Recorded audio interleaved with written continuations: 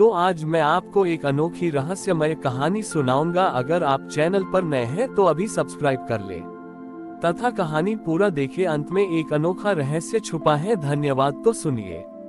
प्राचीन काल में नर्मदा के तट पर नागपुर नामक एक नगर था जो अपने संगीतकारों के लिए प्रसिद्ध था। वहां के राजा को संगीत से इतना प्रेम था कि छोटी ही उन्होंने नियम बनाया था कि जो कोई भी महादेव को अपने संगीत से प्रसन्न कर देगा उसे स्वर्ण से तौल दिया जाएगा। उसी नगर में मधुसूदन नाम का एक प्रसिद्ध वीणा वादक रहता था।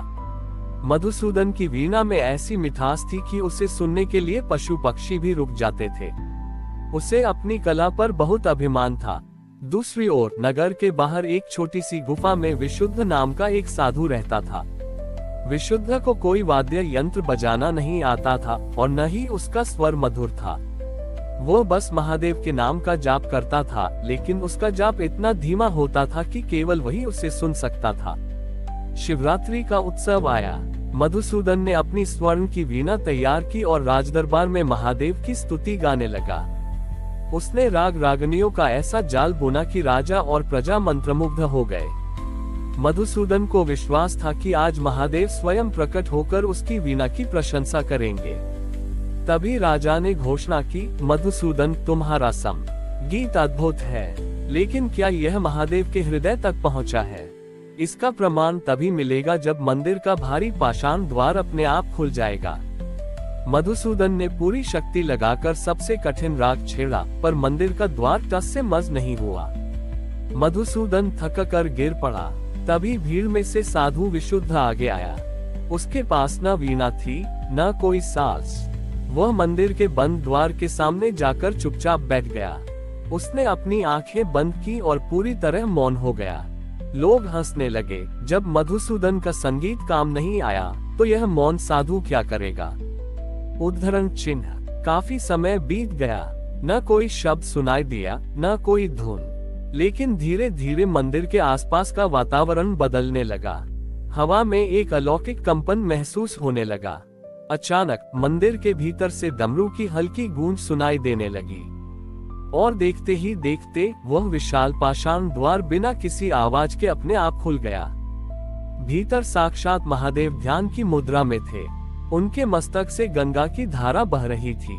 राजा और प्रजा महादेव के चरणों में गिर पड़े। मधुसूदन ने रोते हुए पूछा, प्रभु, मैंने दुनिया का सबसे मधुर संगीत आपको सुनाया, फिर भी आपने द्वार नहीं खोला। इस साधु ने तो एक शब्द भी नहीं कहा, फिर आपने इसे दर्शन क्यों दिए? उद्धरण चिन्ह। महादेव ने मंद स्वर में कहा, मधुसूदन, तुम्हारे संगीत में सुर तो थे पर शून्य नहीं था। तुम मुझे अपना कौशल दिखा रहे थे, अपनी भक्ति नहीं। तुम्हारी वीणा का शोर तुम्हारे अहंकार को बढ़ा रहा था, लेकिन विशुद्ध ने अपने भीतर के कोलाहल को शांत कर दिया। जब बाहर का शोर थम जाता है तब मेरे डमरू का नाद सुनाई देता है। विशुद्ध ने संगीत बजाया नहीं, वह स्वयं संगीत बन गया। मधुसूदन का अहंकार चूर चूर हो गया। उसने अपनी स्वर्ण वीणा त्याग दी और समझ गया कि महादेव को शब्दों और धुनों से नहीं बल्कि उस मौन से पाया जा सकता है जहां आत्मा परमात्मा से संवाद करती है। सीख। सच्ची भक्ति प्रदर्शन में नहीं बल्कि अंतर्मुखी होने में है। जब हम अपने भीतर के मैं को शांत कर लेते हैं तब महादेव का अनुभव स्वतः ही होने लगता है। मधुसूदन को अपनी भूल का एहसास हो चुका था, लेकिन उसके मन में एक गहरा प्रश्न अब भी शेष था। उसने महादेव के चरणों में शीश नवाकर पूछा, हे त्रिपुरारी, यदि मौन ही आपकी श्रेष्ठ पूजा है तो क्या संसार के समस्त सुर और कलाएं व्यर्थ हैं? क्या इस वीणा का कोई मूल्य नहीं? महादेव ने करुणा भरी दृष्टि से मधुसूदन को देखा और कहा, पुत्र, कला व्यर्थ नहीं होती, बस उसका गंतव्य सही होना चाहिए। अभी तक तुम अपनी कला से संसार को रिझा रहे थे, अब अपनी कला से स्वयं को खोजना सीखो। महादेव के अंतर ध्यान होने के बाद मधुसूदन ने अपनी स्वर्ण वीणा को पुनः उठाया, लेकिन इस बार उसने उसे दरबार में नहीं बजाया। वह साधु विशुद्ध के पास उसकी गुफा में गया और वहीं रुक गया। उसने निश्चय किया कि वह तब तक वीणा नहीं बजाएगा जब तक उसे वह अनाहत नाद बिना चोट के पैदा होने वाला दिव्य गीत सुनाई न दे जाए। कई वर्ष बीत गए। मधुसूदन ने बोलना छोड़ दिया और वह भी विशुद्ध की तरह मौन का अभ्यास करने लगा। उसकी वीणा पर धूल जम गई थी और तार ढीले पड़ गए थे। एक दिन नर्मदा में भीषण बाढ़ आए। पूरा नागपुर जलमग्न होने लगा। लोग अपनी जान बचाने के लिए पहाड़ियों की ओर भागने लगे। बाढ़ का पानी उस गुफा तक भी पहुंच गया जहां दोनों साधक बैठे थे।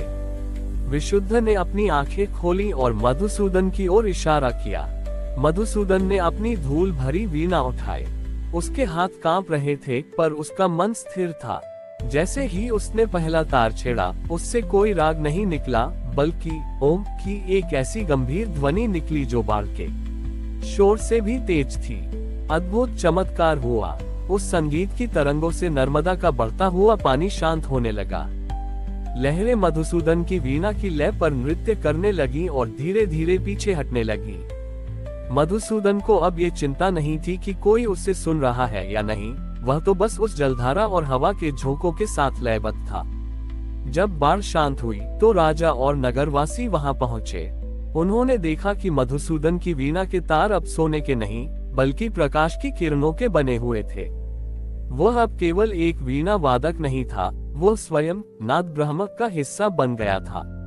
विशुद्ध ने पहली बार मुस्कुराते हुए कहा, मधुसूदन, आज तुम्हारी वीणा मौन से भी अधिक गहरी थी। जब मौन पक जाता है तो संगीत प्रार्थना बन जाता है। राजा ने उस स्थान पर एक दिव्य पाठशाला बनवाई जहां केवल संगीत नहीं, बल्कि संगीत के माध्यम से आत्मबोध सिखाया जाने लगा। मधुसूदन ने सिद्ध कर दिया कि महादेव को पाने के लिए कला का त्याग अनिवार्य नहीं है, बल्कि कला के पीछे छिपे अहंकार का त्याग अनिवार्य है। उस दिन के बाद नागपुर में बजने वाली हर वीणा से केवल मनोरंजन नहीं, बल्कि महादेव के चरणों की आहट सुनाई देने लगी। जब कला स्वार्थ से मुक्त होकर परोपकार और भक्ति के लिए समर्पित होती है, तो वह साक्षात ईश्वरीय शक्ति का रूप ले लेती है।